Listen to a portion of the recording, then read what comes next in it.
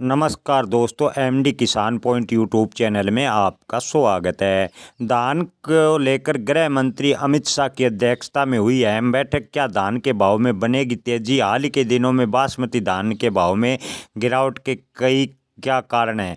किसान भाइयों, आपको बता दें कि इन दिनों धान के भाव में गिरावट देखने को मिल रही है। इस मुद्दे पर सरकार गंभीर है और गृह मंत्री अमित शाह की अध्यक्षता में एक बड़ी बैठक का आयोजन किया गया है। इस बैठक में उद्देश्य बासमती धान का उचित मूल्य किसानों को मिल सके और बासमती निर्यात को बढ़ावा कैसे दिया जाए, इस विषय पर चर्चा हुई।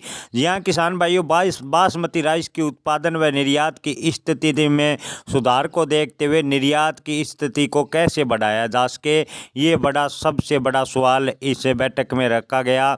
आपको बता दें कि जो विश्व के सबसे बड़ा बासमती राइस उत्पादक और निर्यातक देश भारत है, उसके किसानों को बासमती के दाम बेहद कम मिल रहे हैं। इसको लेकर किसान लगातार उग्र हो रहे हैं, जिसको देखते हुए गृह मंत्री अमित शाह की अध्यक्षता में गंभीर मुद्दे पर चर्चा हुई है और बासमती के निर्यात को लेकर जल्द ही कोई बड़ा अहम फैसला लिया जाएगा।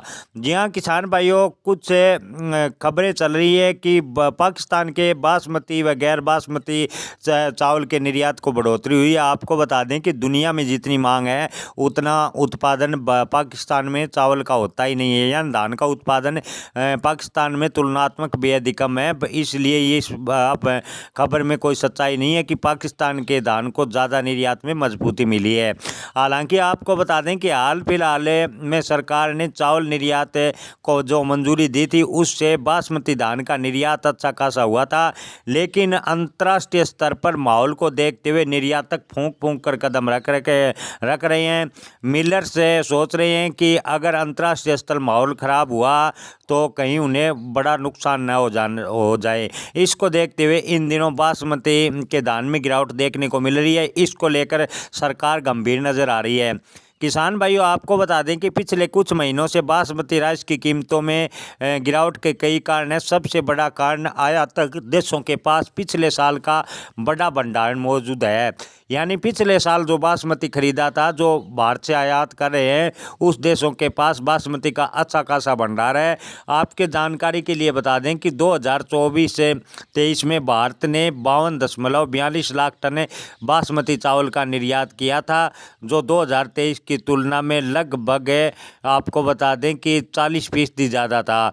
पिछले वर्ष बासमती चावल के निर्यात से सऊदी अरब, ईरान, इराक, संयुक्त अरब अमीरात, संयुक्त राज्य अमेरिका, अमन गणराज्य को किया गया था। इस बार बासमती व गैर बासमती चावल निर्यात से सरकार ने शर्तें हटा ली हैं। ऐसे में इस बार अभी तक गैर बासमती और बासमती चावल का अच्छी खासी मात्रा में निर्यात किया गया है, लेकिन भारतीय किसानों को इसके उचित भाव नहीं मिल रहे। मिलर्स भी अधिकम भाव, कमज़ोर भाव पर किसानों से धान खरीद रहे हैं। किसान भाइयों, आपको बता दें कि बासमती के भाव में गिरावट का दूसरा बड़ा कारण जियोपॉलिटिक्स संकट और अंतर्राष्ट्रीय स्तर पर बढ़ रहे तनाव और युद्ध की स्थिति को माना जा रहा है। जी हाँ किसान भाइयों, इन कारण से बासमती राइस की मांग में कमी आई है। अंतर्राष्ट्रीय स्तर पर तनाव और युद्ध का माहौल बनने व तनाव होने से, विशेष रूप से मध्य पूर्व के देशों में जहाँ संकट और युद्ध चल रहे हैं, वहाँ के लोग बासमती राइस और उनके घरेलू बाज़ारों में बढ़ती कीमतों के कारण खरीद नहीं पा रहे हैं। इसके अलावा अमेरिका में सत्ता परिवर्तन होना की भी एक बड़ी वजह धान के भाव में गिरावट को माना जा सकता है।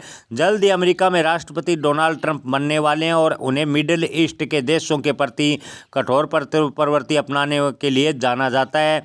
ऐसे में निर्यातक और व्यापारियों को लगता है कि आने वाले समय में अंतर्राष्ट्रीय स्तर पर खास तौर पर मिडिल ईस्ट के देशों के लिए व्यापार में दिक्कत बन सकती है। इसलिए धान को फूंक कर कदम रख रहे हैं और धान के भाव में डाउनफॉल बना है। निर्यात किए गए मालों का भुगतान निर्यातकों का अटक सकता है। ऐसा निर्यातकों के मन में असमंजस्य बना हुआ है, जिसको देखते हुए गृह मंत्री अमित शाह की अध्यक्षता में बड़ी बैठक की गई है। किसान भाइयों, उम्मीद है कि बैठक में सकारात्मक फैसला होगा और आने वाले दिनों में किसानों को बासमती व गैर बासमती धान के अच्छे भाव मिल सकेंगे। किसान भाइयों, आप इस पर क्या राय रखते हैं? कमेंट में राय जरूर बताएं।